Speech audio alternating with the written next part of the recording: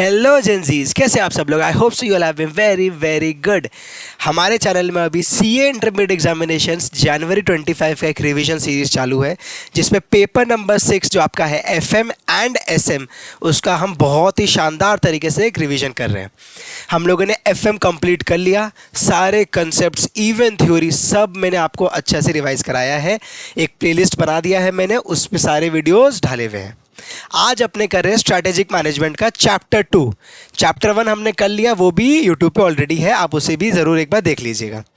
आज अपने strategic management का चैप्टर 2 रिवाइज करेंगे, जिसमें सारे चीज़ें को मैं आपको बहुत अच्छे से याद करवा दूंगा, मतलब भी साथ साथ आपको बताते हुए चलूँगा। तो तैयार है कि नहीं आप लोग? तैयार है कि नहीं? पूरा अटेंशन के संग अपना मटेरियल खोल लीजिए, जो भी आपके पास किताब है एसएम का। अगर आप आईसीआई किताब से पढ़ते हैं तो वो ओपन कर लो, अगर आप किसी फैकल्टी किसी टीचर की किताब से पढ़ रहे हो तो वो ओपन कर लो, कहीं से भी कर लो, लेकिन आपको एक एक चीज़ फॉलो हो जाएगा। क्योंकि आईसीआई को आईसीआई का लैंग्वेज में ही अपने को आंसर लिखना होगा फॉर थ्योरी, तभी अपने को नंबर मिलने वाला है। एकदम ध्यान रखो इस चीज़ का। अपने वर्ड्स में लिख के आना, समझा के आने से नहीं होगा। अपने को थोड़ा सा बुकिश लैंग्वेज में थोड़ा सा कीवर्ड्स को फोकस करते हुए आंसर्स बनाने हैं। ठीक है, डिस्कस करते हैं सारे चीज़, वीडियो शुरू करते हैं। फुल स्क्रीन में आते हैं और फिर शुरू करते हैं। आ जाओ आ जाओ आ जाओ आ जाओ, इधर आ जाओ आ जाओ आ जाओ आ जाओ आ जाओ। कौन सा चैप्टर कर रहे हैं अपने कर रहे हैं chapter 2 strategic analysis in the external environment. Sir सीधा एक्सटर्नल एनवायरनमेंट, देखो आपका दो एनवायरनमेंट आपको पता है, internal and external environment. External environment आज करेंगे, इंटरनल एनवायरनमेंट नेक्स्ट वीडियो में करेंगे। ठीक है, चैप्टर क्या बोलता है सारे चीज़ों को बताता हूँ। 2 मिनट और थोड़ा सा मेरा एक बार इंट्रोडक्शन और ब्रीफ अंडरस्टैंडिंग वाला चीज़ समझ लो पहले। हमारा एसएम आपको पता है 50 मार्क्स का है। उसमें अब आपको क्या है, 5 चैप्टर्स आपके किताब में है। आपका मॉड्यूल में 5 चैप्टर्स स्ट्रैटेजिक मैनेजमेंट का है, सबका इक्वल वेटेज है। क्या? यस, सारे चैप्टर्स का, चैप्टर 1 से लेके चैप्टर 5 तक सारे चैप्टर्स का इक्वल वेटेज है। तो आपको प्रॉपर अटेंशन सबको इक्वल देने हैं। सर चैप्टर 1 थोड़ा छोटा है, चैप्टर 4 5 बहुत बड़ा, ऐसा कुछ है? कुछ भी हो, वेटेज आपका इक्वल है, तो नंबर मोटा मोटी सबसे 10 नंबर का आने वाला है। 10 × 5 50 मार्क्स। ठीक है, क्लियर है? शुरू करें अपने स्ट्रैटेजिक एनालिसिस एक्सटर्नल एनवायरनमेंट शुरू कर रहे हैं अपने। ठीक है, ध्यान से समझो स्ट्रैटेजिक एनालिसिस क्या हुआ आपका। स्ट्रैटेजिक एनालिसिस क्या हुआ पहले उतना तो समझ लो, उतना समझ लोगे तो भी आपका काम हो जाएगा। एक अंडरस्टैंडिंग तो आए सर, थोड़ा सा वार्म अप तो हो, वरना मज़ा क्या आएगा, पूरा रट्टा मारते रह जाएंगे। अपने को रट्टा नहीं मारना, अपने को समझ के पढ़ना है, तो अपने को सही करना है। एक ही चीज़ है, बार बार बोलता हूँ, लेकिन आपके काम का है। समझ में आ रही है? यस सर समझ में आ रहा है। तो स्ट्रैटेजिक एनालिसिस क्या हुआ? स्ट्रैटेजिक एनालिसिस का मतलब है कि एनालाइज करना the internal and external factors या एनवायरनमेंट ऑफ अ बिजनेस, उसके बाद अपने डिसीजंस लेना। समझ में आ रहा है मैं क्या बोल रहा हूँ? मैं जो ये वर्ड है ना स्ट्रैटेजिक एनालिसिस, वो समझाने की कोशिश कर रहा हूँ आपको कि भैया हमारा इंटरनल एंड एक्सटर्नल एनवायरनमेंट को हमें समझना है, उसके बाद हमें अपने डिसीजंस लेने हैं। क्लियर है? हाँ कि ना क्लियर है? सब कमेंट बॉक्स में कमेंट करके बोल दो सर हाँ क्लियर है। और अगर आपने हमारा चैनल को सब्सक्राइब किया तो सब्सक्राइब कर लो। आपका इंटरमीडिएट एग्जामिनेशन का बहुत ही बढ़िया बढ़िया कंसेप्ट्स, बहुत ही बढ़िया बढ़िया आपके लिए वीडियो जो रिलेवेंट होने वाला है आपके एग्जाम्स के लिए, जो बहुत हेल्प करेगा आपको, वो डालने वाला हूँ। तो इस चैनल को सब्सक्राइब कर लो, अपने दोस्तों के संग भी शेयर करो, ताकि सबका फ़ायदा हो, सबके साथ सबका विकास।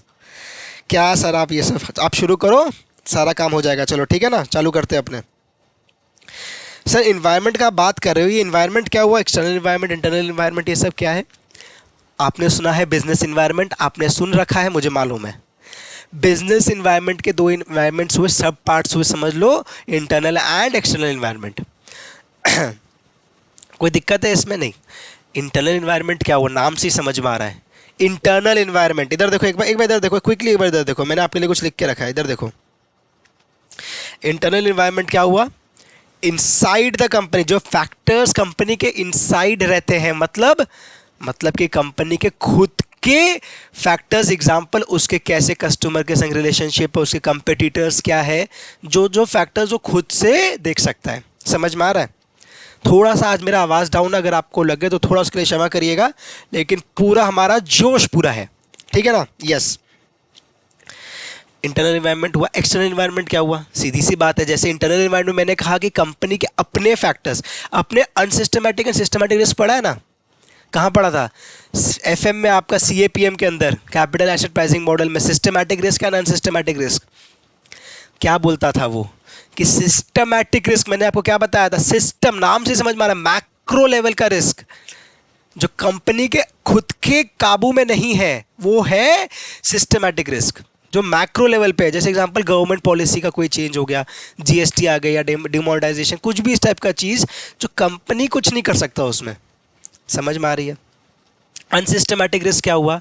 जो कंपनी का खुद का रिस्क है वो। उस तरीके से आपको समझना है इंटरनल इन्वायरमेंट क्या हुआ? कंपनी के खुद के फैक्टर्स जो उसे अफेक्ट करते हैं, ठीक है।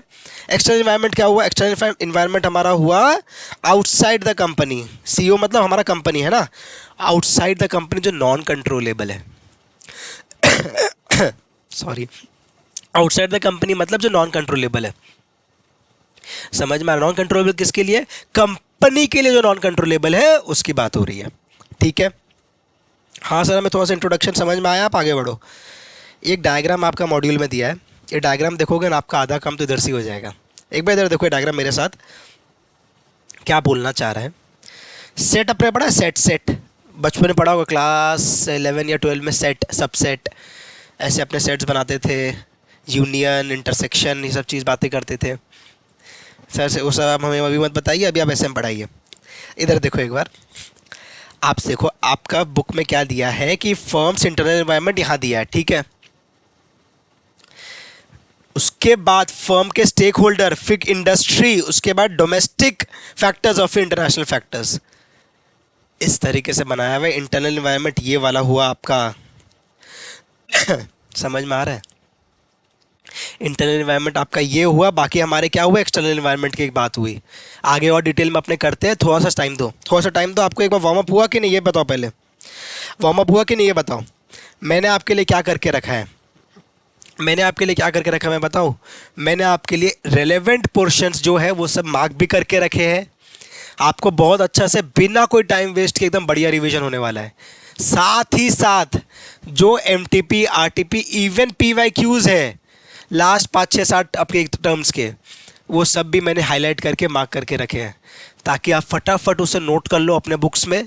और उसके बाद आप जब रिवीजन करो, सेल्फ स्टडी करो, तो आपको बड़ा हेल्प होगा। एक अंडरस्टैंडिंग आता है ना कि अपना लास्ट, अच्छा ये पार्ट पे ऐसे बेसी फोकस कर रहा है, इस पार्ट पे ऐसे कभी फोकस नहीं कर। एक एक तरीके से अपने पढ़ पाएंगे, पढ़ेंगे सब, लेकिन पता रहना चाहिए, ट्रेंड एनालिसिस भी रहना चाहिए कि एक आइडिया हो कि क्या पूछा जाता है। हाँ कि ना बोलेंगे? सब सब हाँ बोलेंगे, ठीक है। हमने क्या बात किया? हमने क्या बात किया? ये ठीक है, ये आप इधर आओ। स्ट्रेटेजिक एनालिसिस हमने क्या कहा आपको कि analyse the external and internal environment and thereafter make decisions. जो मैंने आपसे कहा वही आपका किताब क्या बोलता है? किताब भी सेम बात बोलता है। बोलना क्या चाह रहा है कि स्ट्रैटेजी जो बनता है ना, कोई इंट्यूशन से नहीं बनता, या ओपिनियन इंस्टिंक्ट से नहीं बनता, या क्रिटिकल थिंकिंग से नहीं बनता। कैसे बनता है? सारा चीज़ों का ध्यान देना पड़ता है आपके एक्सटर्नल इंटरनल फैक्टर्स, उसकी बातें नीचे दी हुई है। उसके बाद आपका स्ट्रैटेजी का फॉर्मुलेशन होता है। समझ में आ रहा है? हाँ कि ना बोलेंगे? हाँ कि ना बोलेंगे? समझ में आ रहा है कि नहीं? इधर देखो, यहाँ पे इधर आओ। The two important situational considerations, the two important situational considerations कौन कौन से हैं? इधर देखो, जो मैंने आपसे कहा,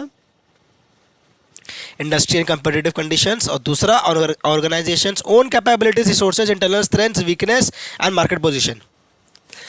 स्ट्रेंथ, वीकनेस, अपॉर्चुनिटी, थ्रेट, स्वॉट पढ़ा है आपने? Yes, I know you have studied this. तो स्वॉट होता है आपका, जो उसमें स्ट्रेंथ और वीकनेस होते हैं, वो कहाँ से आते हैं? वो आपका इंटरनल इन्वायरमेंट का पार्ट है। इंटरनल इन्वायरमेंट, इंटरनल फैक्टर्स है स्ट्रेंथ एंड वीकनेस किसी कंपनी का। लेकिन अपॉर्चुनिटी और थ्रेट क्या है?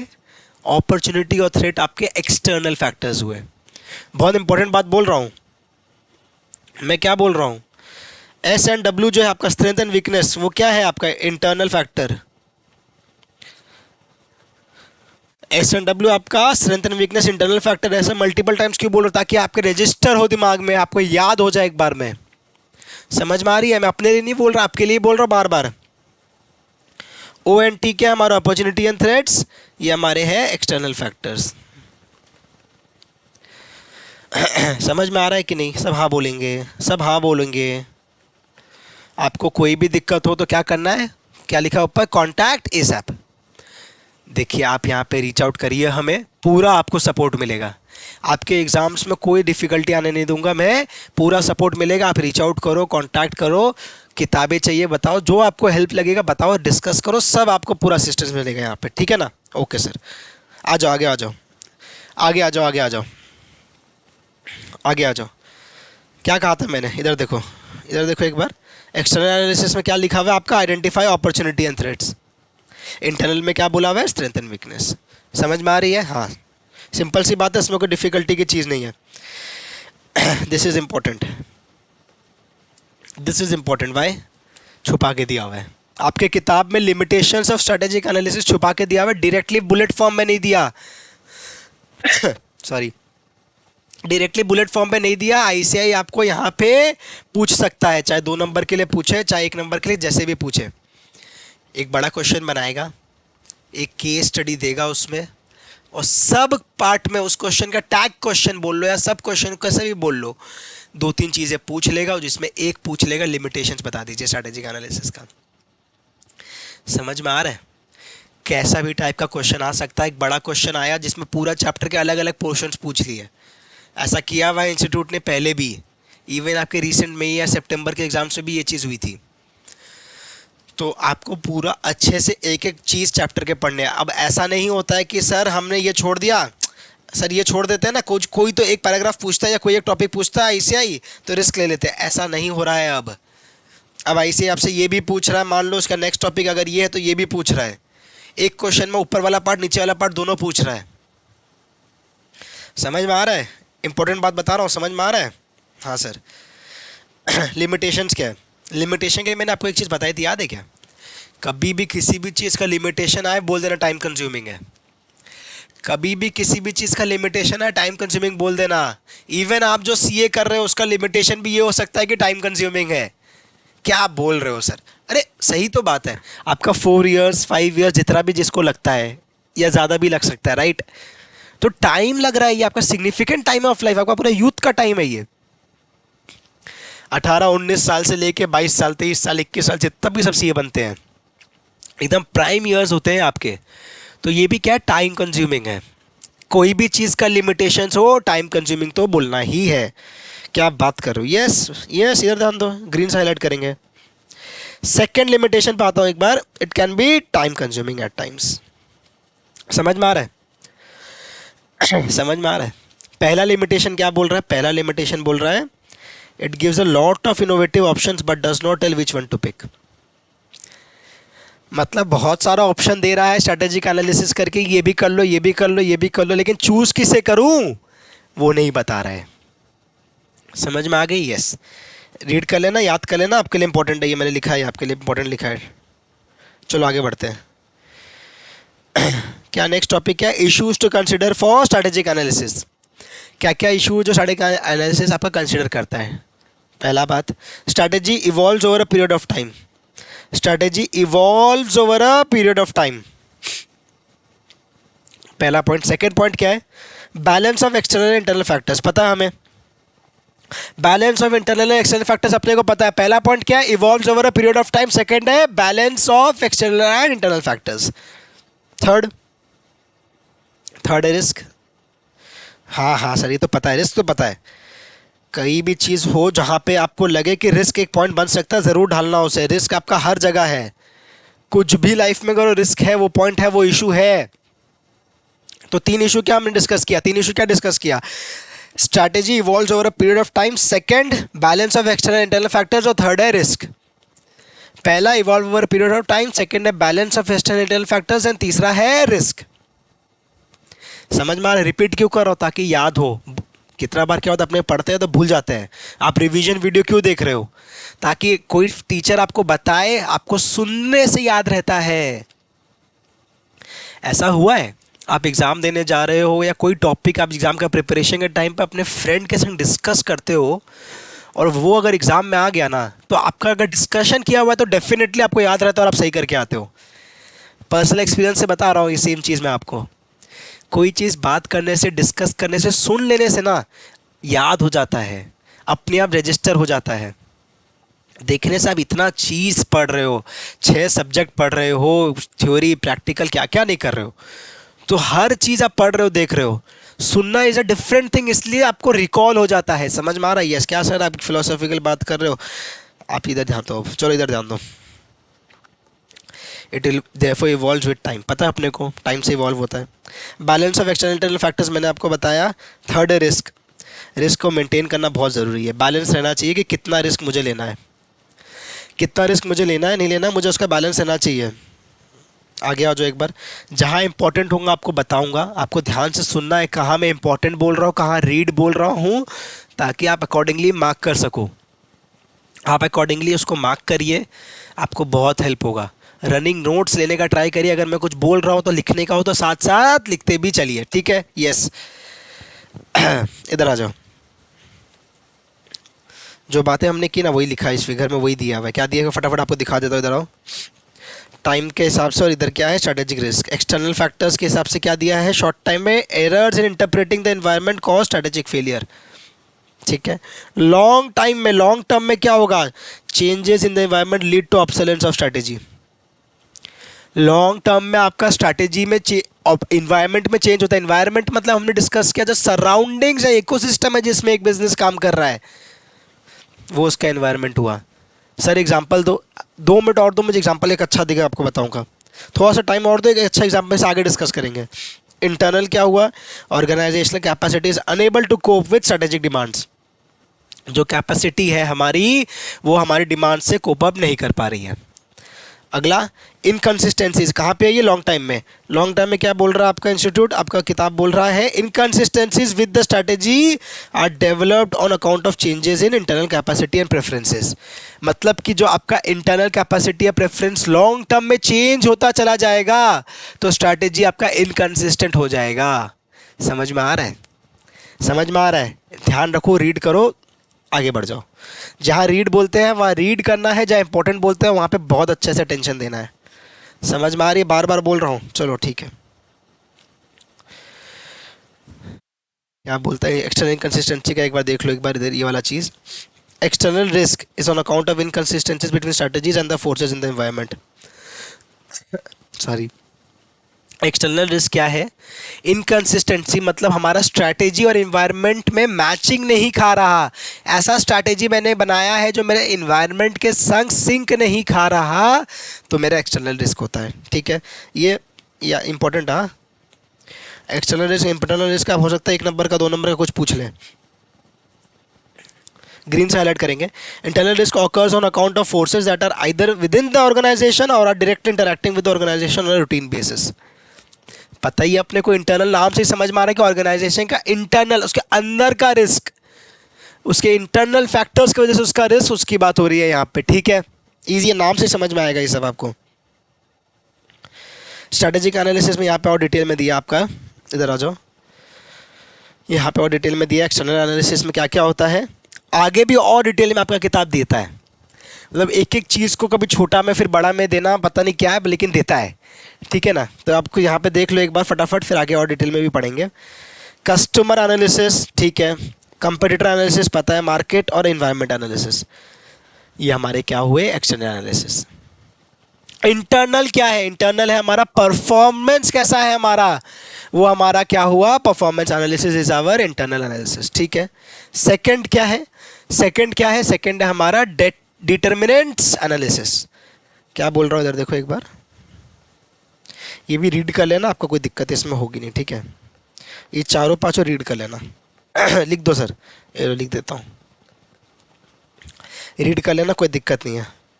जैसा कि कहा, अपॉर्चुनिटीज एंड थ्रेट्स आपका एक्सटर्नल में आता है और स्ट्रेंथ एंड वीकनेस इंटरनल में आता है।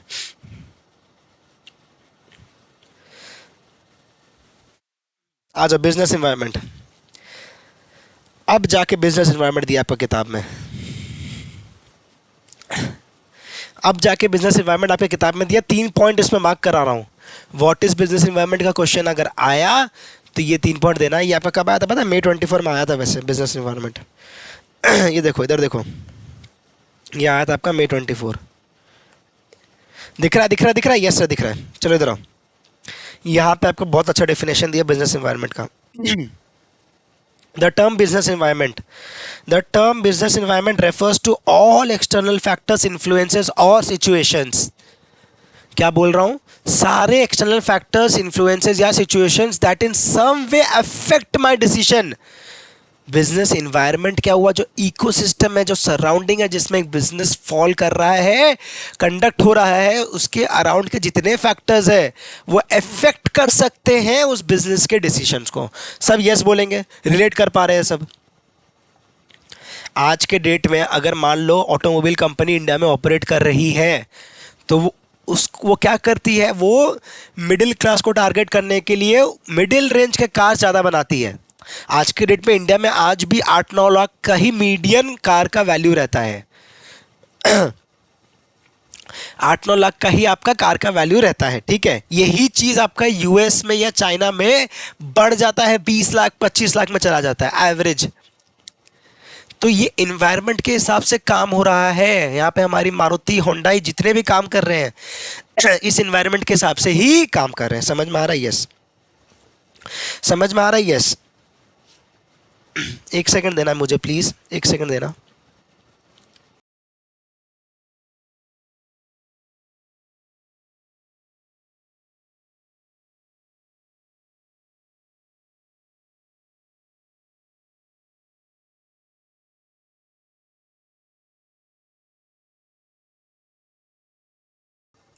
Yes yes yes, sorry sorry sorry, इधर आ जाओ।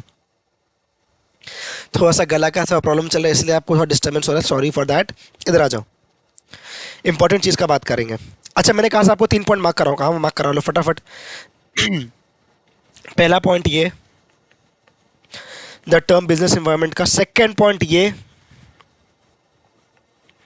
Organisational success is dependable on the business environment के हिसाब से उसका डिसीजंस, राइट। क्या बोल रहे थे? देखो, organisational success determined by the business environment and even more form the relationship with it. कैसा बिजनेस एनवायरनमेंट है, कैसा हम उस पर डिसीजंस ले रहे हैं अपना, उसमें मेरा सक्सेस डिपेंडेंट है। अब अगर मान लो इंडिया में मुझे मिड रेंज के कार बनाने हैं और मैं लग्जरी बनाए जा रहा हूँ तो मेरा सक्सेस होने का चांस कम हो जाता है। फिर अलग फैक्टर से मुझे देखना होगा कि मैं कितना क्वांटिटी में बनाऊं। आज अगर 10 लाख मीडियल सेगमेंट के कार्स बिकते हैं और अगर मेरे लग्जरी कार सिर्फ 1 लाख बिकते हैं तो मुझे उस हिसाब से अडेप्ट करना होगा अपना एनवायरनमेंट में। ये फ़र्क है, ये बताना चाह रहे हैं, ठीक है। ये थर्ड पॉइंट आपका ये है। आ जाओ ऊपर में, जो थर्ड पॉइंट है पेज नंबर कौन सा है सर? 2.8। ये आपका थर्ड पॉइंट है, the business environment is highly dynamic and continuously evolving. समझ में आ रहा है? यस। आ जाओ इधर, नेक्स्ट आ जाओ, नेक्स्ट इंपॉर्टेंट। हाँ, इंपॉर्टेंट, ये आपका लास्ट आया भी है सर, ये आ गया अब थोड़ी ना आएगा, ऐसा सोचना भी नहीं।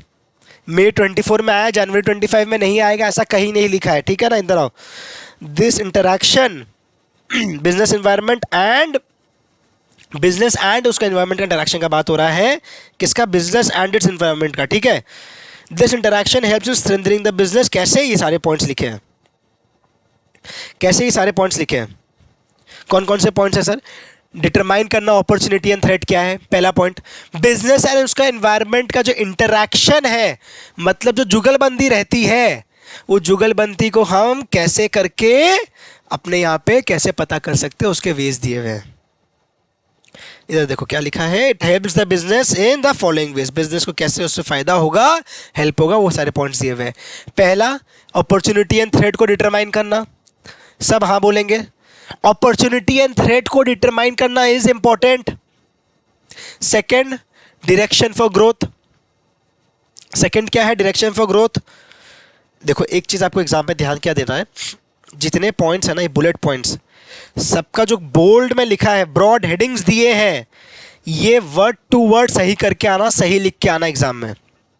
क्या बोल रहा हूं मैं बोल रहा हूं कि आपके जितने बुलेट पॉइंट्स दिए हुए हैं उसमें जो ब्रॉड हेडिंग्स होते हैं, सब हेडिंग्स होते हैं, बोल्ड हेड्स होते हैं, जैसा आप उसको बोलो वो वर्ड टू वर्ड सही लिख के आना। अंदर का फिर आप थोड़ा अपने आप से लिखोगे तो भी चल जाएगा, क्योंकि पॉसिबल नहीं है पूरा चीज़ याद करके सेम टू सेम लिख के आना।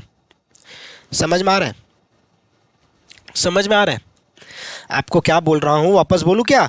मैं बोल रहा हूँ सर कि आपको पूरा का पूरा जितने पॉइंट्स हैं 1 2 3 4 5, 4 नंबर का 4 पॉइंट या 5 नंबर का 5 पॉइंट भी पूछा जा सकता है, उसमें आपको सारे ब्रॉड हेड सही लिख के आने हैं। कौन कौन से हैं? डायरेक्शन फॉर ग्रोथ पहला, सेकंड है इमेज बिल्डिंग, तीसरा है हमारा व्हाट, तीसरा है कंटिन्यूअस लर्निंग, और चौथा मैंने आपसे क्या कहा था? डायरेक्शन फॉर ग्रोथ,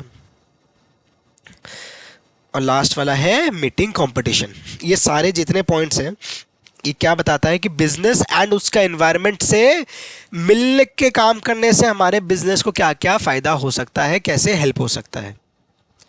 कैसे? अगर एनवायरनमेंट के साथ हिसाब से चलूंगा तो स्ट्रेंथ और वीकनेस का मुझे आइडिया लगेगा मेरा क्या है नहीं है, सॉरी मेरा अपॉर्चुनिटी एंड थ्रेट का मुझे आइडिया लगेगा क्या है नहीं है।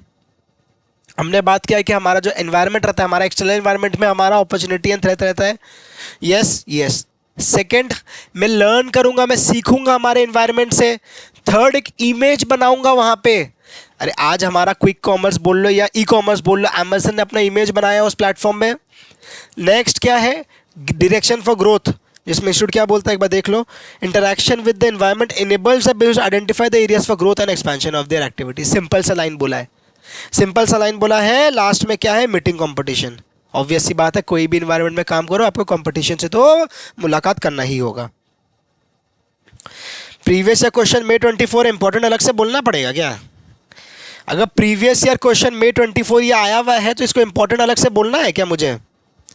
नहीं सर, वो तो आपको पता ही हमें इंपॉर्टेंट है फिर वो। वेरी गुड, आ जाओ आ जाओ आगे आ जाओ। माइक्रो एंड मैक्रो इन्वायरमेंट क्या हुआ? माइक्रो एंड मैक्रो इन्वायरमेंट क्या हुआ? माइक्रो इन्वायरमेंट हुआ जो कंपनी का खुद का रहता है वो, और मैक्रो हुआ जो इकोनॉमी का होता है हमारा। इकोनॉमिकल फैक्टर्स, एक्सटर्नल फैक्टर्स वो मैक्रो, और इंटरनल फैक्टर्स हमारे माइक्रो। इंटरनल इन्वायरमेंट को माइक्रो बोलेंगे, एक्सटर्नल इन्वायरमेंट को मैक्रो बोलेंगे। एक बार रीड कराओ तो फटाफट आई से क्या लिखा है, से इंपॉर्टेंट पोर्शन मार्क कराओ। मैंने ऑलरेडी मार्क किया, ध्यान दो। The environment in which an organisation exist can be described in the terms of the opportunity and threat. Opportunity and threat से क्या समझ में आता है? एक्सटर्नल, ठीक है। Operating in the external environment, ठीक है। Apart from the strength and weakness existing in the internal environment. दो मेजर टाइप है एक्सटर्नल एनवायरनमेंट का, क्या क्या है? Micro and macro environment. हमारा एक्सटर्नल एनवायरनमेंट का दो टाइप आता है, एक है माइक्रो एनवायरनमेंट, एक है एक्सटर्नल मैक्रो एनवायरनमेंट। समझ लो, ध्यान से सुन लो, आगे आओ। दिस इज ऑल्सो इंपॉर्टेंट, हाँ स्टार लगा रहा हूँ। माइक्रो एनवायरनमेंट क्या होता है? Related to small area of immediate periphery of an organisation.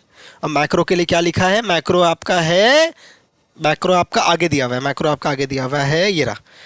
Macro environment आपका एलिमेंट्स ऑफ मैक्रो एनवायरनमेंट आगे दिया हुआ है। बेसिकली क्या करेगा ना, आप आगे चलते हुए माइक्रो को अगला चैप्टर में और डिटेल में उठाएगा और मैक्रो को यहाँ पे अच्छे से समझाते हुए चलेगा। समझ में आ रही है फ़र्क? यहाँ पे अपने आगे जाके मैक्रो को ही और डिटेल में पढ़ने वाले हैं। आता हूँ उस पर, मैक्रो वाला चीज़ थोड़ा सा फटाफट करा दूँ। द माइक्रो और the immediate environment in which a firm operates we need to address the following issues. Important, हाँ।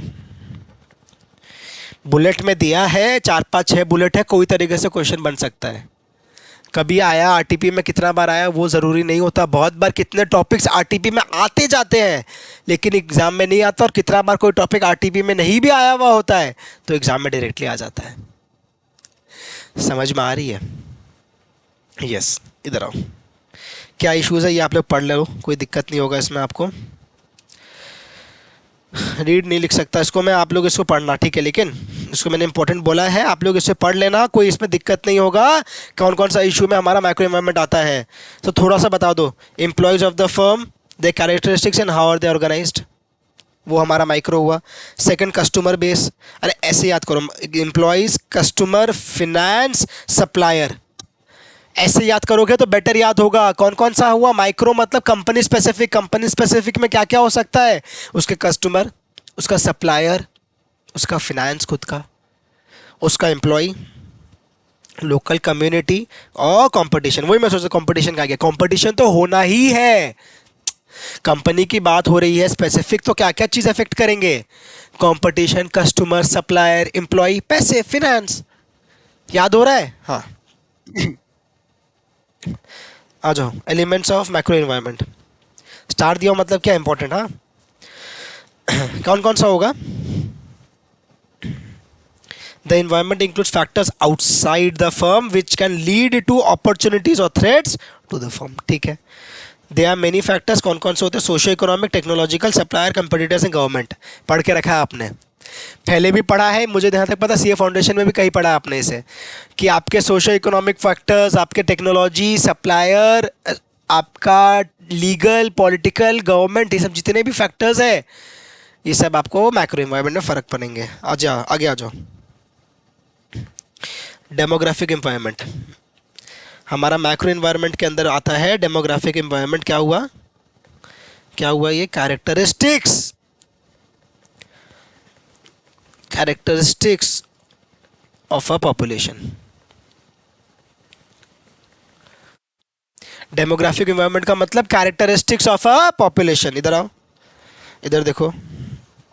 Demographics are the characteristics of a population. ठीक है. कौन कौन सा?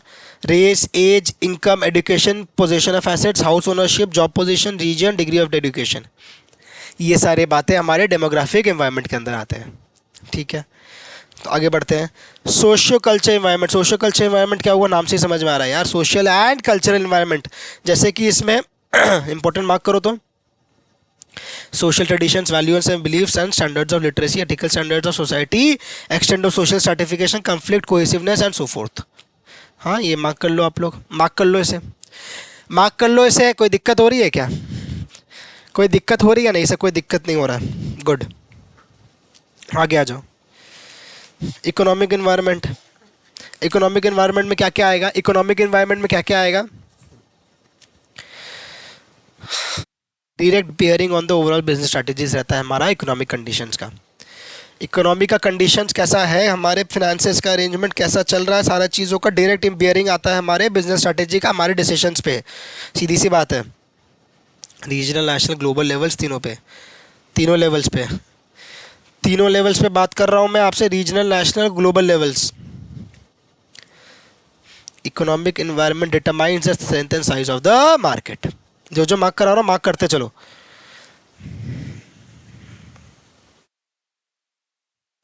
हायर इंटरेस्ट रेट का क्या बात है? हायर इंटरेस्ट रेट का क्या बात है? एक थोड़ा सा नॉलेज का बात.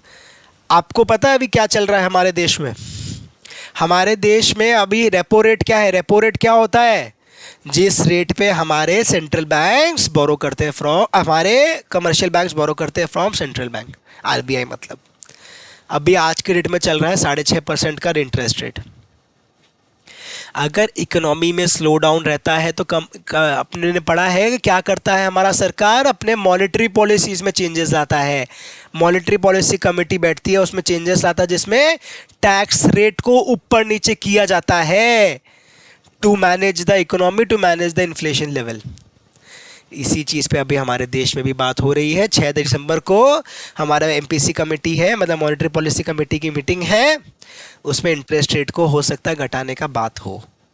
वो बात यहाँ पे है कि इंटरेस्ट रेट हाई रहता है और कंपनी में डेट है तो वो खराब रहता है, डेट्रीमेंटल फॉर द बिजनेस है. एग्जाम्पल किसका दिया? रियल एस्टेट मार्केट का एग्जाम्पल दिया हुआ है. समझ में आ गया? यस. आगे बढ़ते हैं. पॉलिटिकल लीगल इन्वायरमेंट पढ़ लेना आप लोग, इसमें कोई दिक्कत आपको होगा नहीं. टेक्नोलॉजिकल इन्वायरमेंट पढ़ लेना. आगे ये एक और पोर्शन में आता है डिटेल में, वहाँ पढ़ेंगे. आ जाओ इंपॉर्टेंट पोर्शन में आ जाओ. अब यहाँ पे ज़्यादा फोकस चाहिए आपका. ठीक है. PESTLE, a tool to analyse what? Macro environment. PESTLE क्या है? PESTLE. सर ये पेस्टल किसी का नाम है क्या? पेस्टल कौन है? ये पेस्टल किसी का नाम हुआ क्या? Pastel analysis. ये जो पेस्टल है, political, economical, social, technological, legal and environmental, ये सारे फैक्टर्स को कंसिडर करना पड़ता है हमारे मैक्रो एनवायरनमेंट में. ये क्या लिखा है मैंने? फ्रांसिस एग्विलर बोल के एक जन थे, सिर्फ नॉलेज के लिए बता रहा हूँ, सुन लेना एक बार बस. हमारे हार्वर्ड के प्रोफेसर है ये, हार्वर्ड स्कूल ऑफ बिजनेस के प्रोफेसर है. उन्होंने बनाया था इसे 1967. उन्होंने इसे इस पेस्ट एनालिसिस को डेवलप किया था, इन्वेंट किया था। ठीक है, नॉलेज की बात थी, बस हमने नॉलेज दे दी, आपने ले लिया। आगे ये सारे फैक्टर्स ना जितने भी मैंने आपको बताए इसे डिटेल में पढ़ेंगे, इसलिए मैंने ऊपर में आपको एनवायरनमेंट वाला पोर्शन में थोड़ा हड़बड़ा दिया। आ जाओ की फैक्टर्स में, एमटीपी में 24 में आ चुका है। ठीक है ना, डरना चाहिए आपको, सर हम डरेंगे क्यों, आप हो ना, वेरी गुड। सुनते रहो, मार्क करते रहो, पढ़ते रहो, मज़ा आ जाएगा, सारे चीज़ें हो जाएंगे, समझ के पढ़ेंगे तो सही करेंगे। चलो, पेस्टल नाम से समझ में आ रहा, पी से पॉलिटिकल फैक्टर्स। पॉलिटिकल फैक्टर्स मतलब जहां गवर्नमेंट का इंटरवेंशन होगा, गवर्नमेंट इंटरवीन करता है मेरे बिजनेस का, मुझे अफेक्ट होता है उससे। And the activities of the business firm, कितना एक्सटेंट तक गवर्नमेंट इंटरवीन कर रहा है मेरे बिजनेस में, वो मेरा पॉलिटिकल फैक्टर हुआ। भैया मेरा गवर्नमेंट है, वो उसको मैं, उससे ऊपर मैं नहीं, जो वो कहेगा मुझे वो करना पड़ेगा। ठीक है, समझ में आ गया। इकोनॉमिक फैक्टर्स क्या हुआ कैसा बिजनेस ऑपरेट कर रहा है एंड कैसे डिसीजंस ले रहा है, वो हमारे इकोनॉमिक फैक्टर्स में आता है। जैसे interest rate affect the what, interest rate affect our cost of capital. एक सेकंड दो, हमारा वीडियो में कुछ हुआ है, एक सेकंड। यस, इकोनॉमिक फैक्टर्स का हमने बात किया। सोशल फैक्टर्स क्या हुए demand for the company's products and how that company operates, कोई दिक्कत की बात नहीं है। टेक्नोलॉजिकल फैक्टर्स, कैसे टेक्नोलॉजी है, टेक्नोलॉजिकल एडवांसमेंट्स पे कंपनी एडहियर कर रही है कि नहीं, कॉस्ट क्वालिटी क्या है, कितना इनोवेशन हो रहा है, वो सारे फैक्टर्स भी अफेक्ट करते हैं। ठीक है, लीगल फैक्टर्स मतलब कि क्या ईज ऑफ डूइंग बिजनेस है कि नहीं, क्या लीगली कंपनी को जैसी प्रॉब्लम हो रहा है, किसी कंपनी में, किसी कंट्री में ऐसा कोई लीगल बहुत सारा इंटरवेंशन होता है, लीगल ऐसा बनाया हुआ फ्रेमवर्क कि कंपनी को दिक्कत हो, फ्लेक्सिबिलिटी ना रहे काम करने में। समझ में आ गया। इन्वायरमेंटल फैक्टर्स, क्लाइमेट चेंज वगैरह पे ध्यान देना होगा। सर एक बात बताओ, क्या environmental factors affect industry such as tourism, समझ में आता है, फार्मिंग एंड इंश्योरेंस क्यों हुआ इंश्योरेंस कहाँ से इन्वायरमेंट में आया सर? सीधी सी बात है, अगर इन्वायरमेंटल फैक्टर की वजह से मान लो कहीं पे एक्सट्रीम वेदर कंडीशन है, कोई अजीब सा ही इन्वायरमेंट है, तो वहां पे क्या नेचुरल कैलामिटीज का चांसेस बढ़ जाता है, लाइक योर फ्लड्स, लैंडस्ट्राइक जो होते हैं हमारे, लैंडस्लाइड्स, इन सब के चांसेस बढ़ जाते हैं इन्वायरमेंट पे ध्यान देते हुए, इसीलिए हमारा इंश्योरेंस बिजनेस भी अफेक्ट होता है। समझ में आया? सेम बातें को यहाँ पे लिखा हुआ है, सेम बातों को यहाँ पे छोटा करके और दिया हुआ टेबल बना के भी, ये आप लोगों को पढ़ना आप। ठीक है, रीड। हाँ, this was important, factors important थे। आ जाओ आगे बढ़े सर, आगे नहीं बढ़ेंगे तो ख़त्म नहीं होगा। इंटरनेशनलाइजेशन ऑफ बिजनेस, क्या सुंदर सा वर्ड है ना, इंटरनेशनलाइजेशन ऑफ बिजनेस। बिजनेस को एमएनसी बनाना समझ लो, बड़े बड़े अलग अलग कंट्रीज में ऑपरेट करना। चलो ठीक है, कैरेक्टरिस्टिक्स दिया हुआ है, सीधा काम के बाद पे आते हैं। Characteristics of global business, read कर लेना, कोई दिक्कत इसमें आपको होगा नहीं। डेवलपिंग इंटरनेशनली, रीड कर लेना। ग्लोबल अपॉर्चुनिटीज़ को हमें इवैल्यूएट करना पड़ता है, स्कोप देखना पड़ता है, बिजनेस का ऑब्जेक्टिव समझना होता है। ठीक है, why do businesses go global, ये पढ़ लो आप लोग, इसको इंपॉर्टेंट मार्क कर सकते हो कि कंपनीज ग्लोबल क्यों जाना चाहती है, ग्लोबल क्यों जाती है। इसमें आपको मेन क्या देखना है, ये जो फेवरल रीजंस दिए हुए हैं ना, ये रीजंस, ये एक्सप्लेनेशंस, ये पढ़ने हैं। ये सारे रीजंस पढ़ने हैं। सीधी सी बात है ना सर, ग्रो करना है, ग्लोबल जाने का मतलब ग्रो करना चाहता हूं मैं, एक्सपैंड करना चाहता हूं, बिजनेस को बढ़ाना चाहता हूं, राइट। मैं बेसी जोर से नहीं बोल पा रहा उसके लिए सॉरी, बट आप लोग को पूरा ध्यान देना है। हाँ, थोड़ा पूरा ध्यान देना आप लोग को, फास्टर कम्युनिकेशन हो पाए, स्पीडर ट्रांसपोर्टेशन हो पाए, growing financial flow of fund और रैपिड टेक्नोलॉजिकल चेंजेस को हम अडेप्ट कर पाए। समझ में आ गया? नेक्स्ट, हमारा डोमेस्टिक मार्केट से हमारा पेट नहीं भर रहा, इट्स एडिक्वेट नहीं है, कंपनी की भूख बढ़ रही है, domestic markets are not adequate. अरे मैं प्रोडक्शन कर सकता हूँ 1000 यूनिट, डिमांड मेरे इंडिया में, मेरे डोमेस्टिक इन्वायरमेंट में, डोमेस्टिक हमारा मार्केट में सिर्फ 200 यूनिट का है, तो मैं बाकी 800 यूनिट को बाहर बेचूंगा। सीधी सी बात है, कोई दिक्कत थोड़ी ना इसमें, तो ऑब्वियस बात है एकदम। नेक्स्ट, अदर रीजन हो सकते हैं, रिलायबल चीपर सोर्स मिल जाए हमें वहाँ पे रॉ मटेरियल्स का, ठीक है। ट्रांसपोर्टेशन कॉस्ट अगर हाई हो, अगर हमारे यहाँ पे हाई हो तो हम, अगर डोमेस्टिक मार्केट में हाई हो तो भी हम बाहर जा सकते हैं। आप सोचोगे ना, आपको क्या करना मालूम है, आपको सिर्फ याद करना ग्रो करना, ऐसे याद करो, ग्रो करना एक रीज़न हो गया, बाकी आप लिख लोगे। Domestic market no longer adequate, बस इतना याद रखोगे तो हो जाएगा। फास्टर कम्युनिकेशन, ग्रो, फाइनेंशियल, ये वाला चीज़ याद रखोगे हो जाएगा। रिलायबल या cheap source of raw materials मिलता है, ये याद रखोगे हो जाएगा। हायर ट्रांसपोर्टेशन कॉस्ट है इसलिए वहाँ जाते हैं। बिग बनना है, ग्रो बिग करना है, ओवरसीज मैन्युफैक्चरिंग प्लांट लगाना है तो बाहर जाते हैं। हायर सेल्स है बेटर कैश फ्लो के लिए। समझ में आ रही है? ग्लोबलाइजेशन से क्या फ़ायदा होता है? वार्ड ऑफ मतलब रिमूव कर सकते हो economic and technological threats and leverage their respective comparative and comparative markets. समझ में आ गई? Yes.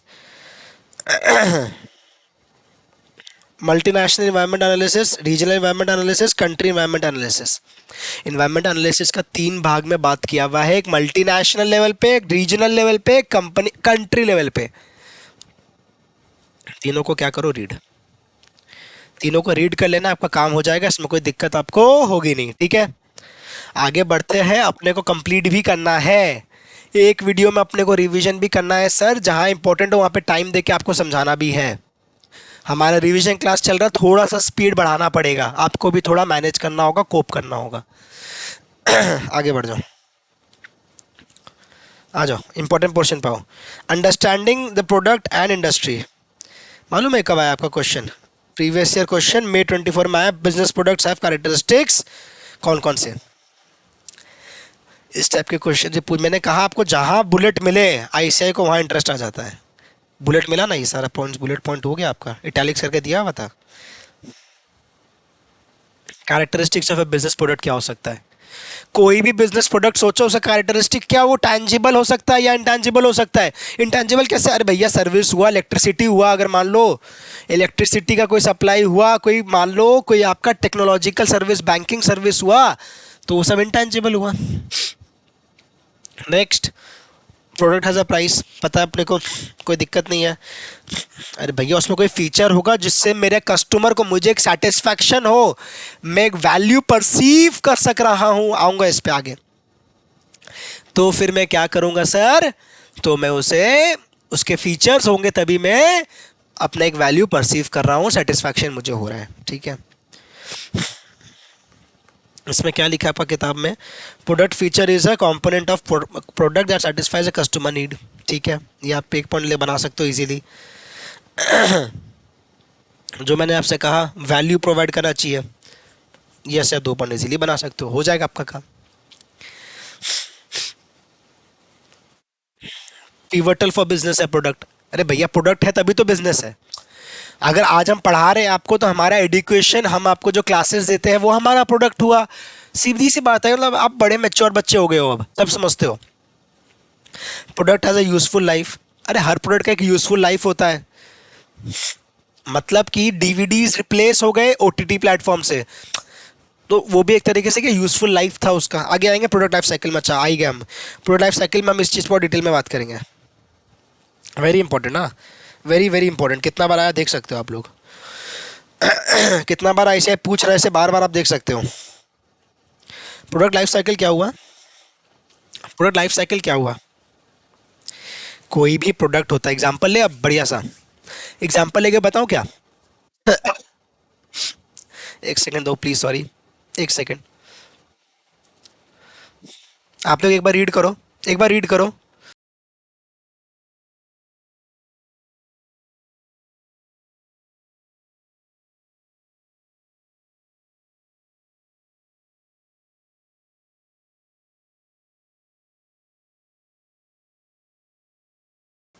Yes yes yes yes yes guys, इधर आ जाओ,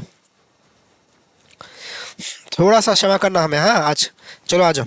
लेकिन पूरा हमारा क्या बोले सर, जोश पूरा है। लेकिन अपने बात क्या कर रहे थे? अपने बात करें प्रोडक्ट लाइफ साइकिल का। प्रोडक्ट लाइफ साइकिल क्या हुआ, एक एग्जांपल लेके मैं आपको बताने वाला था। एग्जांपल लेते हैं, मान लो एप्पल का आईपॉड का। एप्पल का आईपॉड का एग्जांपल लेता, आईपैड नहीं बोल रहा, जिस पे हम लिखते हैं आईपैड उसका बात नहीं कर रहा, एप्पल आईपॉड क्या है सर? आजकल के बच्चे तो हो सकता है एप्पल आईपॉड सुने भी ना हो या मे बी यूज तो किए ही ना होंगे। एप्पल आईपॉड क्या था? हमारा एक म्यूजिक का एप्पल का प्रोडक्ट आया था जिसपे साथ में म्यूजिक बज सकता था। आईपॉड एक प्रोडक्ट था, एक टैंजिबल हमारा इंस्ट्रूमेंट था, डिवाइस था जिसमें गाने देते थे। समझ में आ रही है? तो वो जो था हमारा, वो अब सुपरसीड हो गया एक तरीके से, अब डिसकंटिन्यू कर दिया एप्पल ने। साल 2000 अराउंड में उसने लाया था, बहुत हिट हुआ, लेकिन आज के डेट में अब एप्पल आईपॉड गानों के लिए कोई यूज़ नहीं करता। इससे क्या समझ में आता है? या मैं जो हर बार एग्जांपल लेता हूँ डीवीडी का और नेटफ्लिक्स वाला, कि हमारा डीवीडी एक टाइम पे चलता था, लोग जाके डीवीडी लेके आते थे, कैसेट्स लेके आते थे, उससे प्ले करके मूवी देखते थे, अगला दिन उसे रिटर्न करते थे एक सर्टेन चार्ज के बदले। प्रोडक्ट लाइफ साइकिल इसी को कहता है कि एक अगर प्रोडक्ट है, उसका स्टार्टिंग में जब वो इंट्रोड्यूस होता है, कोई भी आप प्रोडक्ट बनाओगे तो पहले इंट्रोड्यूस करोगे अपने मार्केट में, तो इंट्रोडक्शन स्टेज बोल सकते हैं हम उसे। फिर वो धीरे धीरे क्या होता है, बढ़ता है, लोगों को समझ में आता है, अवेयरनेस होती है, लोग इंटरेस्ट दिखाते हैं, तो वो ग्रो कर रहा होता है। थर्ड क्या है, वो मैच्योर हो जाता है एक लेवल पे आके, मैच्योर हो जाता है। आज के डेट में स्मार्टफोन्स, एप्पल के फोन सब मैच्योर लेवल पे आ गए हैं। अब बाद में क्या होगा, हमारा डिक्लाइन चालू हो जाता है। इधर आओ एक बार, इधर आओ। जो मैंने आपसे कहा, इंट्रोडक्शन, फिर ग्रोथ, मैच्योरिटी और फिर डिक्लाइन। ये एस शेप में थोड़ा सा बनता है, ये थोड़ा सा एस शेप में बनता है, ये आईसीआई भी आपको बोलता है, ये right is an S shape curve, ठीक है। इसमें आईसीआई क्या करेगा, आपका इंस्टीट्यूट आपके एग्जाम में क्या पूछेगा आपसे, कि एक केस बना के देगा, फिर बोलेगा कि इसे प्रोडक्ट लाइफ साइकिल के हिसाब से बताओ कि ये कौन से स्टेज पे है, ये प्रोडक्ट, ये बिजनेस। आपको बताना होगा कि ये हमारा मान लो सेकंड फेज में है, ग्रोथ फेज में है, तो ग्रोथ फेज को थोड़ा समझाने पूछेगा। हो सकता है पूछे कि बाकी के फेजेस बताओ, कोई भी तरीके से क्वेश्चन बन सकता है उसके बाद। तो आपको क्या करना है, ये सारा चीज़ बहुत अच्छे से पढ़ना है, चारों फेजेस अच्छे से पढ़ना है। मैंने आपको समझाया वही है कि इंट्रोडक्शन है तो स्लो सेल्स होगा, पता है। ग्रोथ है तो रैपिड मार्केट एक्सेप्टेंस आ रहा होगा। मैच्योरिटी है मतलब कि ग्रोथ में स्लो डाउन हो गया, अरे ग्रोथ में स्लो डाउन होगा तो ही तो मेरा मैच्योर बोलूँगा मैं उसे, सीधी सी बात है। कंपटीशन बढ़ता है। डिक्लाइन में मतलब कि ड्रिफ्ट हो जाता है सेल्स में, मतलब सेल्स गिरने लगता है, ठीक है। समझाया मैंने, वही चीज़ है। Value chain analysis very important,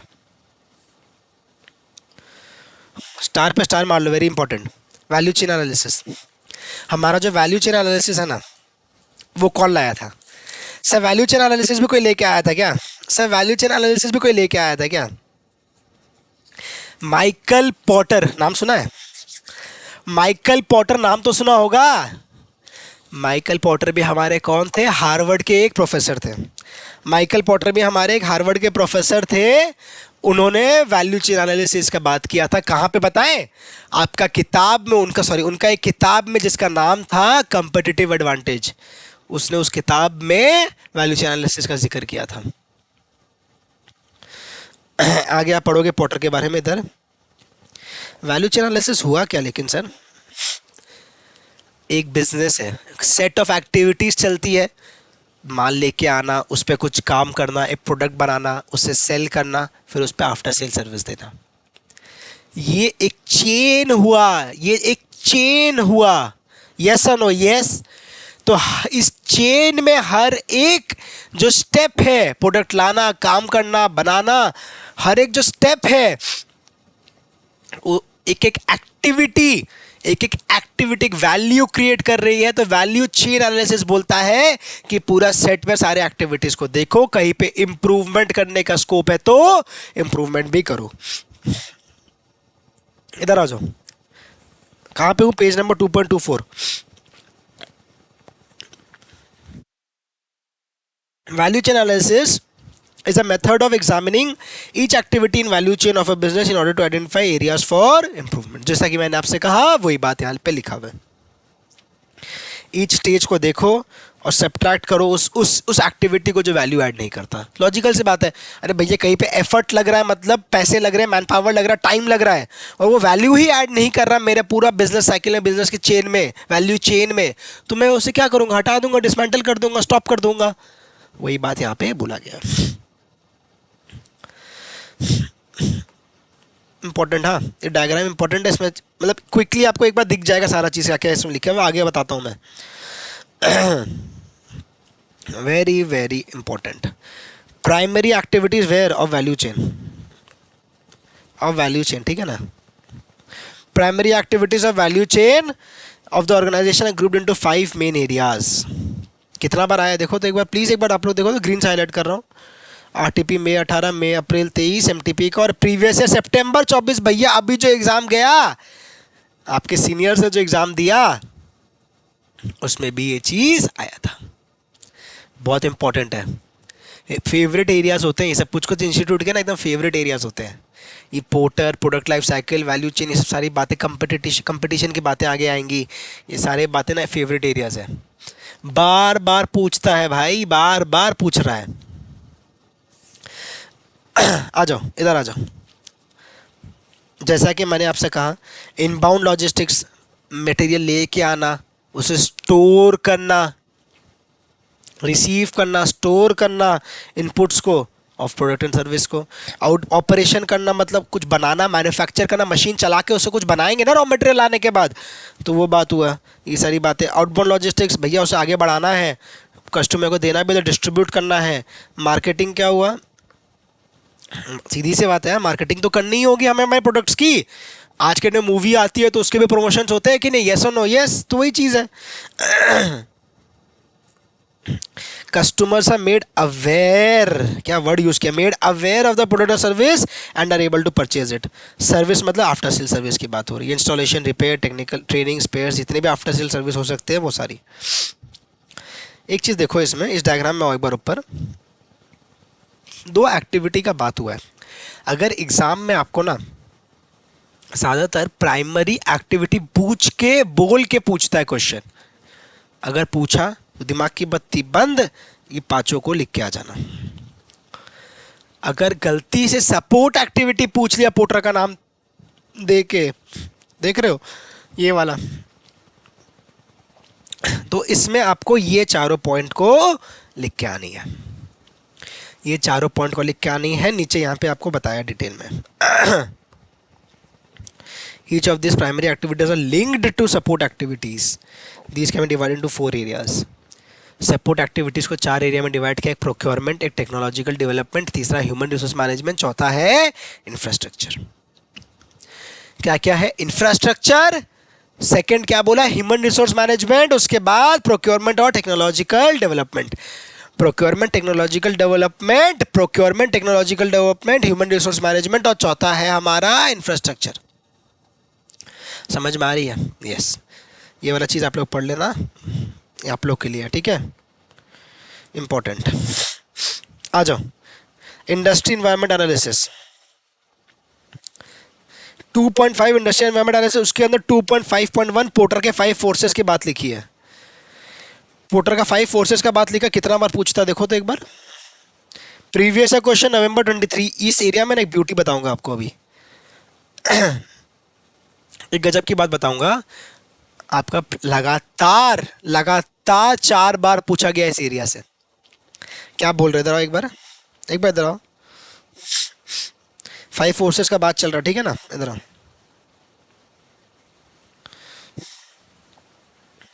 उसी का सब बात चल रहा है। उसमें एक आएगा प्रीवियस क्वेश्चन, दिसंबर 21 में पूछा पहली बार। दिसंबर 21 के बाद मई 22 में एग्जाम हुआ, जिसमें ये वाला पार्ट पूछ लिया। नवंबर 22 को डिस्काउंट मारा, उसके बाद बार्गेनिंग मई 23 में पूछ लिया, और उसके बाद नवंबर 23 मैंने आपको ऊपर दिखाया ना, कहाँ गया आपका, ये रहा नवंबर 23। नवंबर 23 आपका यहाँ पे पूछ रहा है। समझ में आ रही है? समझ में आ रही है? यस और नो? यस। ध्यान दो, पोर्टर का 5 फोर्सेस का बात लिखा है। इंस्टीट्यूट क्या करता है, पोर्टर का बात पूछ के ना 2 आंसर दे देता बहुत बार। आपका पहला पार्ट जो इनबाउंड लॉजिस्टिक्स ऑपरेशंस वो वाला बात हमने किया, वो सेकंड ये वाला द मॉडल, पोर्टर का model holds at the set of competition. The state of competition in an industry is a composite of competitive pressures operating in 5 areas of the overall market. ये 5 areas के 5 point यहाँ पे दिए हुए हैं, इस पे भी क्वेश्चन पूछ लेता है. ऑल्टरनेटिव आंसर बोल सकता हूँ मैं इसे, लेकिन मेरे हिसाब से आपको इसे एज एन ऑल्टरनेटिव नहीं प्रॉपर पढ़ना चाहिए. ऑल्टरनेटिव आंसर के तरीके से देता है, लेकिन अगर मेरे हिसाब से मैं सजेस्ट क्या करता हूँ, अगर एक्टिविटी बोलता है ऊपर के लिख के आना, फोर्सेस का बात करके कंपटीशन का पूछता है तो ये वाला 5 पॉइंट लिख के आना. अपने को सेफ रहना है भाई. अपने को नहीं पता कि आईसीआई का सजेस्टेड आंसर तो हमें मिलते हैं, आईसीआई तो कई और तरीके से चेक करती है. तो आईसीआई के जो आंसर रहेंगे, जो मॉडल आंसर जो बनाएंगे वो उसमें क्या ढालेगा मुझे नहीं पता. इसीलिए आपको समझ के लिख के आना है. समझ में आ रहा है? यस. ये आप लोग पढ़ लेना, इसमें कोई दिक्कत आपको होगा नहीं. ठीक है, आगे बढ़ते हैं. पोर्टर में क्या बोलता है? पोर्टर क्या बोलता है? 5 अपना बात वो लिखता है. ठीक है, इधर आओ, एक बार इधर देखो प्लीज, एक बार इधर देखो.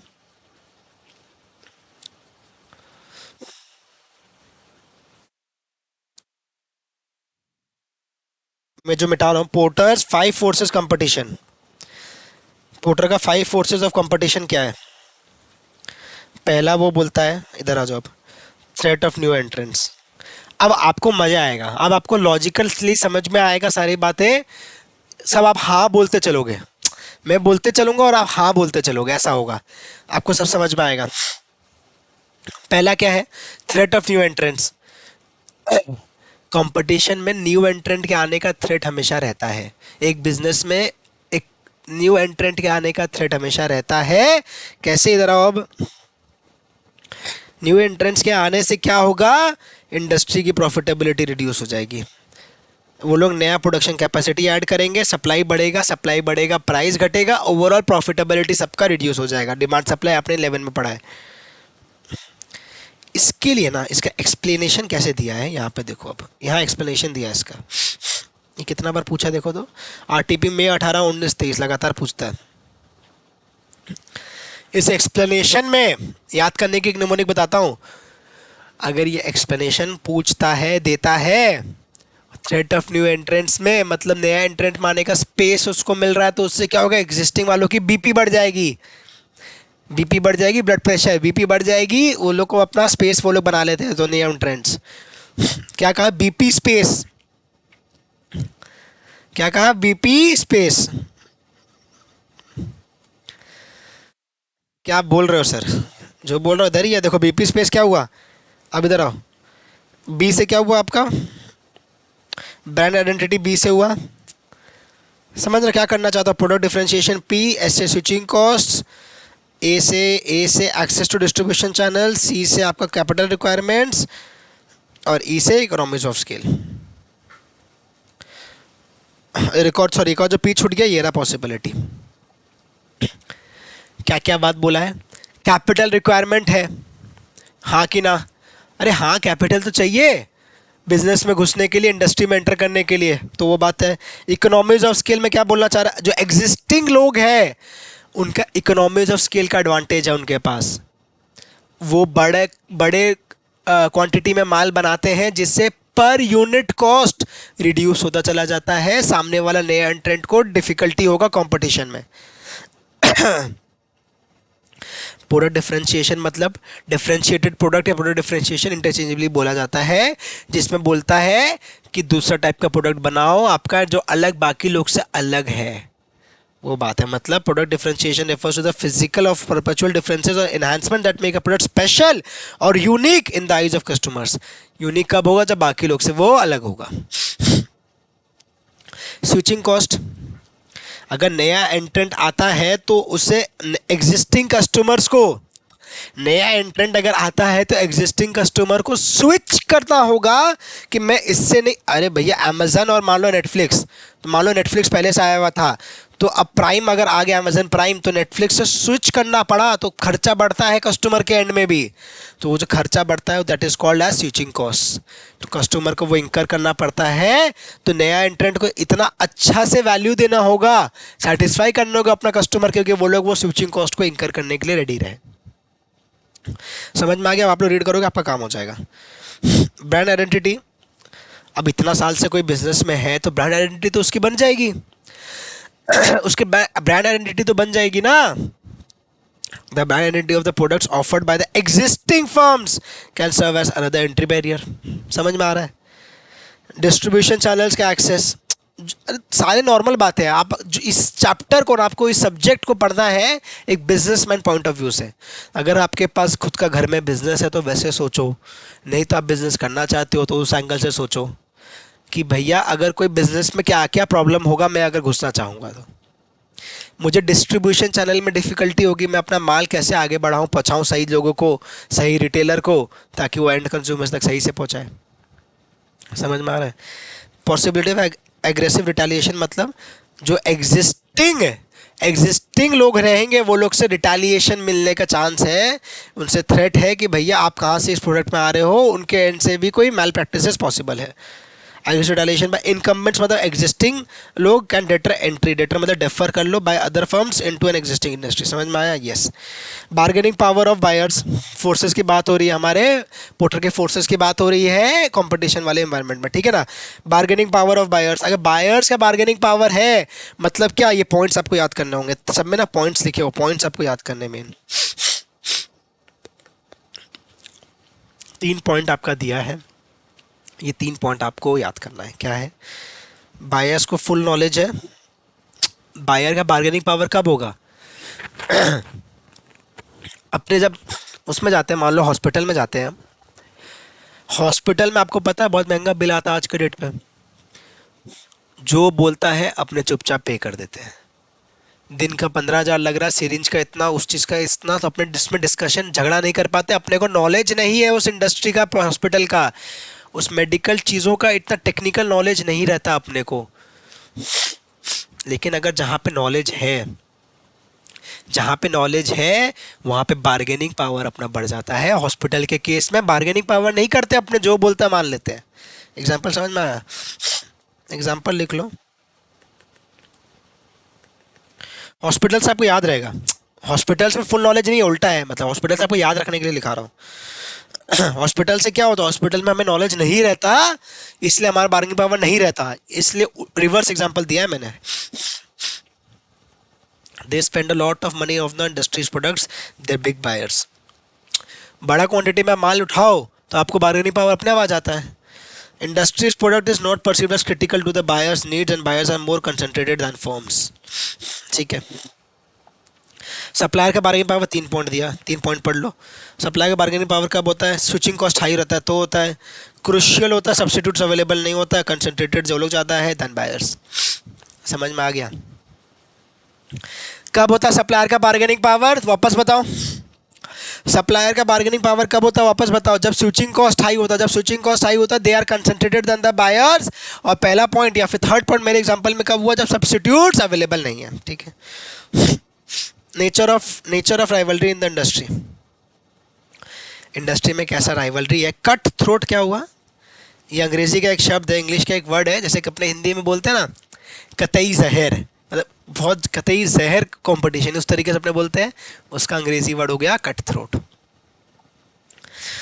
Rivalry among competitors tends to be cut throat and industry profitability low under various conditions explained as follows. ये आप लोग रीड कर लेना, आपका काम हो जाएगा। ये भी रीड कर लेना, आपका काम हो जाएगा। ठीक है, इसमें कोई डिफ़िकल्टी होगी नहीं, इजी सी बात है सब।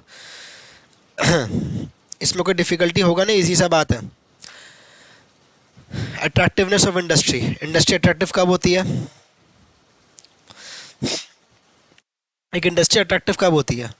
जब वहाँ पे अनसर्टेनिटी कम होता है, रिस्क कम होता है, प्रॉफिट का चांस बेसी होता है, ग्रोथ का पोटेंशियल होता है। Industry's growth potential is futuristically viable. अलग तरीके से पूछना चाह रहा है, क्वेश्चन मार्क दिया मतलब पूछ रहा है। Where competition currently permits adequate profitability, industry profitability will be favourably और unfavourably affected by prevailing driving forces. एक बार रीड कर लेना, आपका काम इसमें भी हो जाएगा, कोई डिफिकल्टी आपको इसमें होगी नहीं। इंपॉर्टेंट पोर्शन में आपको मार्क करवा रहा हूँ, उस पर ज़्यादा ध्यान देना। इसको एक बार रीड कर लेना, इसको प्रॉपर रीड करना, लिखे ना ऐसे लिखूँ मैं, प्रॉपर रीड लिखूँ,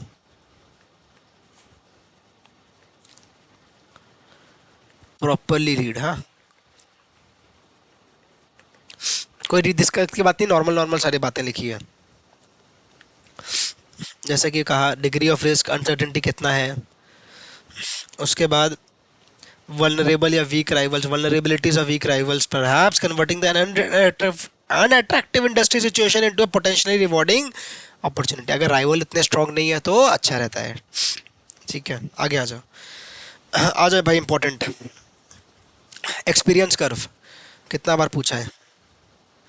एक्सपीरियंस कर्व का मतलब है, इसका एक नाम और है लर्निंग कर्व। ये आप लोग का सीए फाइनल एसपीओ में भी आप पढ़ोगे।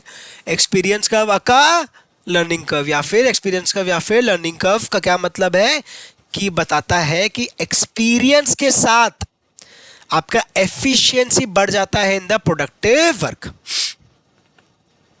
मार्क करो प्लीज, एक बार मार्क करो, ग्रीन से मार्क करा रहा हूं।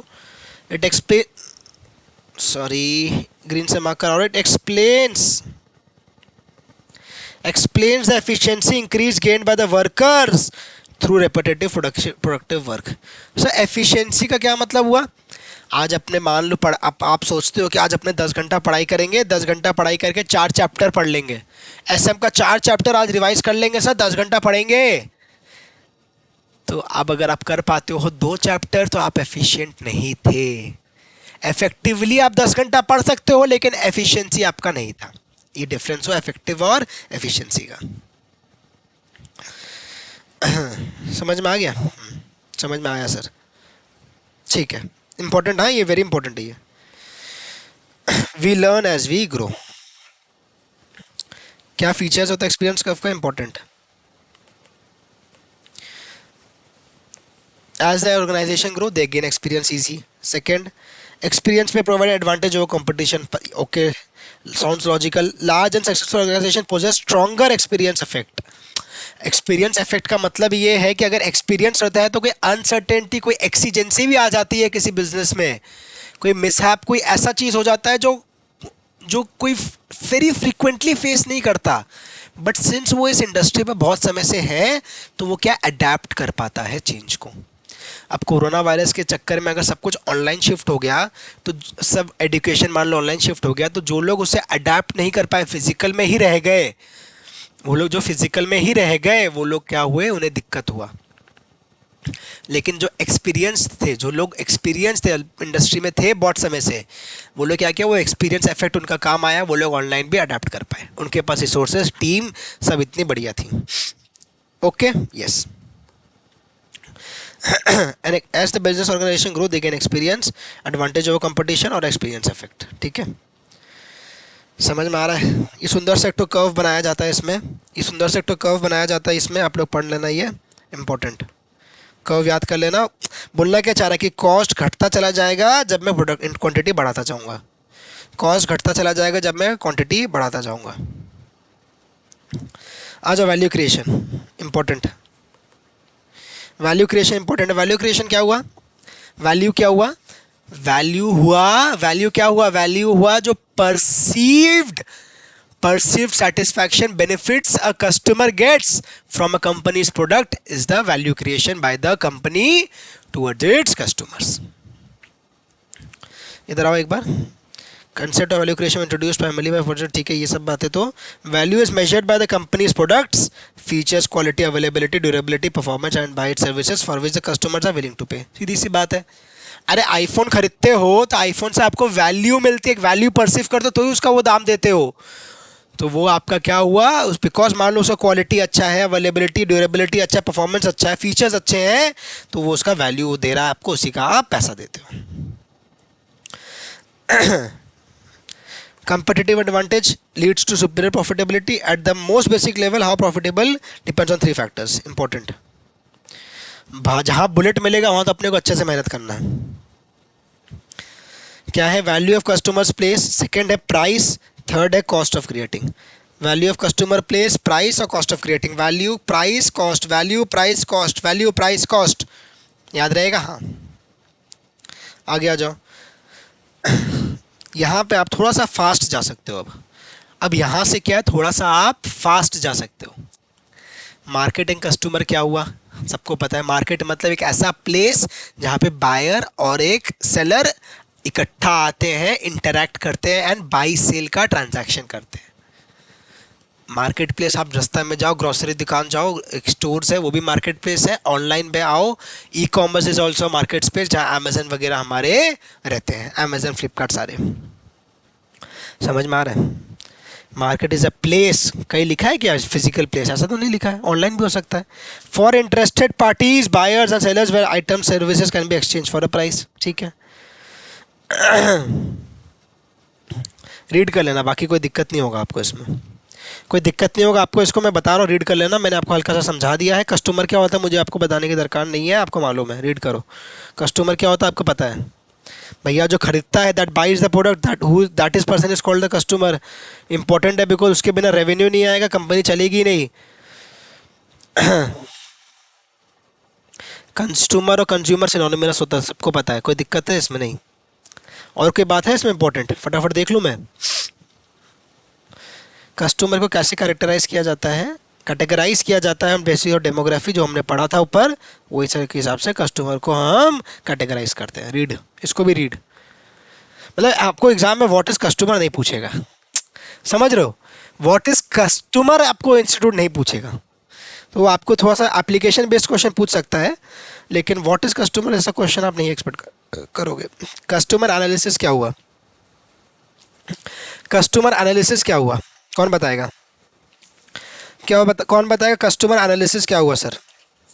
सीधी सी बात है, मेरा जो कस्टमर है उसका बिहेवियर कैसा है, उसका पैटर्न कैसा है, वो सबको देखना करना is what is my customer analysis. जरा एक बार येलो से मार्क करेंगे। एसेंशियल मार्केटिंग कंपोनेंट है, उस हिसाब से मार्केटिंग कर पाऊंगा ऑफ एनी स्ट्रेटेजिक प्लान। ठीक है, कोई दिक्कत नहीं है इसमें। टारगेट क्लाइंट डिटरमाइंस है वांट्स, क्या वांट्स है उसके, क्या नीड्स है उसके, एग्जामिन करना, एवेल्युएट करना customer needs, desire and wants is my customer analysis. ठीक है, कस्टमर बिहेवियर क्या है, थोड़ा सा ये एप्लीकेशन बेस्ड क्वेश्चन पूछता है। एमटीपी आपका मई 24 का आया हुआ है, मई 24 का एमटीपी में आया हुआ है। हाँ, सीरियस, सीरियस हो कि नहीं, मई 24 डरना चाहिए आपको। कस्टमर बिहेवियर में ना दो सबसे इंपॉर्टेंट ये दो पॉइंट लिखा है। कस्टमर बिहेवियर में influence a number of things, these elements can be categorised into following three conceptual domains. तीन कंसेप्चुअल डोमेन में कस्टमर बिहेवियर की बात लिखी हुई है। पहला क्या है, एक्सटर्नल इन्फ्लुएंस, सेकंड क्या है, इंटरनल इन्फ्लुएंस, और third is what, third is decision making. ठीक है, external influence, internal influence, decision making. Customer behaviour के अंदर तीन point, external influence, internal influence और डिसीजन मेकिंग। एक्सटर्नल इन्फ्लुएंस क्या हुआ, कस्टमर का बिहेवियर क्या, एडवर्टीजमेंट हो रहा है, मार्केटिंग हो रहा है, प्रमोशन हो रहा है, उससे बदला जा सकता है, मैनिपुलेट किया जा सकता है। External influences like advertisement, peer recommendation, social norms direct impact on the psychological and internal processes that influence various customer decisions. समझ में आया। इंटरनल इन्फ्लुएंस क्या हुआ, साइकोलॉजिकल फैक्टर्स इंटरनल है कस्टमर के, मतलब बढ़िया एग्जांपल दिया मैंने, motivation to go to gym. ये ना इंटरनल इन्फ्लुएंस रहता है कि मेरा खुद का मोटिवेशन आ रहा है कि मुझे जिम जाना चाहिए, मुझे अपना सेहत का ध्यान रखना चाहिए, वो मेरा क्या है, motivation to go for gym is my internal influence. समझ में आ रहा है, ये बताना चाह रहा है। एग्जाम्पल से क्या ना ये इजी हो जाता है, वरना दिस इज थोड़ा सा ट्रिकी कि कैसे ये क्या हुआ। Internal psychological factors internal to the customer and affect the customer decision making. Third तो हमारा डिसीजन मेकिंग खुद है, क्या rational customer as decision maker would seek information and potential decisions and carefully integrate this with the existing knowledge about the product. कोई दिक्कत इसमें आपको होगा नहीं। ठीक है, पढ़ लो आप लोग ये सब, कोई दिक्कत आपको इसमें होगा नहीं। कंपिटिटिव स्ट्रैटेजी पे आ जाओ। सर खत्म हो गया, बस 4 ही पन्ना बचा है सर, खत्म हो जाएगा, अब भी खत्म करा दूंगा, ध्यान दोगे तो 10 मिनट में खत्म हो जाएगा। कंपिटिटिव स्ट्रैटेजी, कंपिटिटिव स्ट्रैटेजी क्या हुआ, कंपिटिटिव स्ट्रैटेजी क्या हुआ, दो बात बोलता है competitive strategy. Competitive strategy of a firm within a certain business field is analyzed using the two criteria. First is creation of competitive advantage and protection of the competitive advantage. पहले create करना, second है उसे protect करना. मतलब हर एक company का एक strategy रहता है, कंपिटिटिव स्ट्रैटेजी रहता है कि कैसे मैं बेहतर कर पाऊं from my peers, from my competitors. उनके क्या वीकनेस है जिस पे मैं कैपिटलाइज कर पाऊं, वो मेरा कंपिटिटिव स्ट्रैटेजी हो सकता है. इधर आओ. Within an industry, competition is frequently encouraged with wider goal of attaining and achieving higher quality services or superior goods that the firm may manufacture or develop. ठीक है, मैंने आपको समझा दिया, अब यहाँ पे आपको मार्क भी करा दिया है. और उसके अलावा इसमें ये वाला पार्ट भी देख लो. An important component of industry and competitive analysis involves delving into industry's competitive process to discover the main sources of competitive pressure and how strong each force is. Company का क्या कंपेटिटिव प्रेशर है, क्या उसका force का intensity है, कि कितना ज़्यादा उससे प्रेशर है नहीं है कंपटीशन का, वो चीज़ को ध्यान देना पड़ता है. कंपेटिटिव लैंडस्केप क्या हुआ, जो इकोसिस्टम हुआ ना, लैंडस्केप मतलब एंटायर इकोसिस्टम जिसमें एक कंपनी फॉल करती है, कंपेटिटिव लैंडस्केप वही हुआ. Competitive landscape is a business analysis which identifies competitors either direct और इनडायरेक्ट. समझ में आ रहा है, कोई दिक्कत है इसमें? नहीं, ये इंपॉर्टेंट है. हाँ, ये इंपॉर्टेंट है. Steps to understand the competitive landscape, आपके एमटीपी आरटीपी भी आया हुआ प्रीवियस ईयर के 22 या 21 के एमटीपी आरटीपी में भी ये चीज़ पूछा गया था कि steps to understand the competitive landscape क्या है. पहला बोलता है आइडेंटिफाई द कस्टमर, सेकंड बोलता है understand the competitors, third determine करो strength of the competitors, weakness को डिटरमाइन करो. अरे एक ही है, इजी चीज़ को बार बार बोल रहा है. जैसा कि मैंने आपसे कहा, स्ट्रेंथ देखो, वीकनेस देखो, वही चीज़ 2 पॉइंट बन गया. अंडरस्टैंड करो अपना कंपेटिटर्स को, हाँ भैया करेंगे. आइडेंटिफाई करो तो ऑब्वियस है, आइडेंटिफाई तो करो. अगर अपना एयरप्लेन का बिजनेस अगर है तो इंडिगो है, आज के डेट में एयर इंडिया चलती है, अकासा है. आप पहले आइडेंटिफाई तो करो. एक एयरलाइन इंडस्ट्री, अगर एक एयरलाइन कंपनी है तो आइडेंटिफाई तो करेगी कि बाकी कंपटीटर्स क्या है, उन्हें समझेगी कि इंडिगो कैसे चलता है, because it is low budget career. सब चीज़ को समझना होगा, अंडरस्टैंड करना होगा. येलो से मार्क करेंगे. Once the competitors have identified the strategies, can make research report, internet, newspaper, social media, industry reports, or various other sources to understand the products and services offered by them in the different markets. समझ में आ रहा है? अरे Indigo का research करके पता करना होगा ना कि वो लो बजट में काम करती है, लो बजट कैरियर उसका है, इसीलिए वो प्रॉफिटेबल बन पा रही है अब आज के डेट में. स्ट्रेंथ या वीकनेस देखो कि भैया इंडिगो का कोई कंपटीटर्स है क्या, सॉरी इंडिगो का मेरा कंपटीटर है तो उसका स्ट्रेंथ क्या वो देखो, उसका वीकनेस क्या वो देखो, उस पर कैपिटलाइज करो. कहाँ पे लैक कर रहा है वो, कहाँ पे लैक कर रहा है. पुट ऑल इन्फॉर्मेशन टुगेदर और अपना फिर स्ट्रैटेजी बनाओ. At this stage, the strategy should put all information about the company and draw inference about what they are not offering and what the firm can do to fill in the gaps. Lack क्यों ना ढूंढो, मतलब gap ढूंढो, scope ढूंढो जिसपे वो आप capitalise कर सको. की success factors is also important. की सक्सेस फैक्टर्स में क्या बोल रहा है, इंडस्ट्री का की सक्सेस फैक्टर क्या है. Key success factors are the prerequisites of an industry success, or to put it together another way, key success factors are the shape whether company will be financially and competitive success. Sorry. अगर एक company successful है कि नहीं, की success factor कैसे पता चलेगा, अगर भैया वो कमा पा रही है, फाइनेंशियली एंड कंपिटिटिव सक्सेसफुल है कि नहीं. इजी सा बात है, कोई दिक्कत है इसमें, इजी सी बात है. अगर वो फाइनेंशियली एंड कंपेटिटिवली सक्सेसफुल है तो वो मेरा एक ही सक्सेस फैक्टर है. कोई दिक्कत आपको इसमें होगा नहीं, मैंने सारी बातें आपको बता दी हैं. खत्म, समरी पोर्शन आ गया, आपका चैप्टर खत्म हो गया. ठीक है, अब आपको क्या करना है, क्वेश्चन सॉल्व करना है. की सक्सेस फैक्टर्स क्या होता है, vary from industry to industry and even from time to time. The same industry as driving forces competitive conditions can change.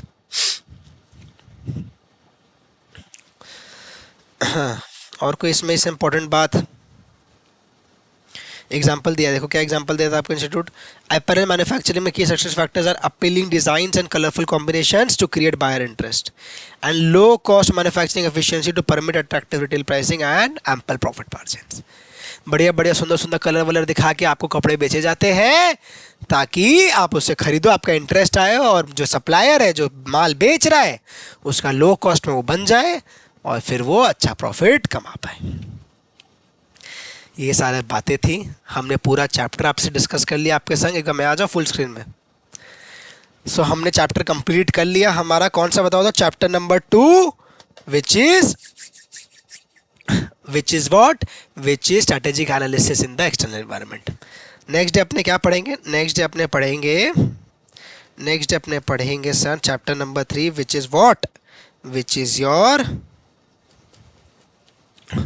Strategic analysis in the internal environment. एक second दिखा दूं आपको, strategic analysis in the internal environment. ये हमारा क्या होगा, ये हमारा चैप्टर नंबर 3 होगा जो हम नेक्स्ट डे पढ़ेंगे।